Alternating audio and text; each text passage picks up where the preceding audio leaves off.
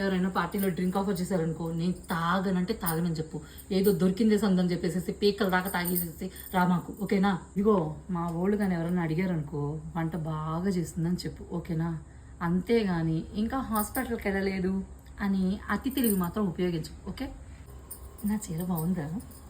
ఇదిగో ఈ పార్టీలోనే ఫుల్గా ఉంటావా, లేదంటే మా ఫ్రెండ్స్ వచ్చారు నిద్ర వస్తుందని వెళ్ళిపోతావా? ఇదిగో మా బంధువుల మందు మాత్రం ఏమన్నా సరే నన్ను తగ్గించేలాగా కానీ మాట్లాడేవనుకో, నీకు నెక్స్ట్ డే ఉండదు.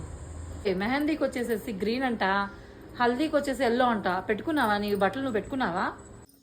ఏమండే మా సూర్యకాంత వద్దతో చాలా జాగ్రత్తగా ఉండండి. ఎందుకంటే ఆమె ప్యాంట్కే తెలియకుండా చెడ్డీ తీసే అంత ఈజీగా మీ దగ్గర నుంచి ఇన్ఫర్మేషన్ లాగేస్తుంది, ఓకేనా?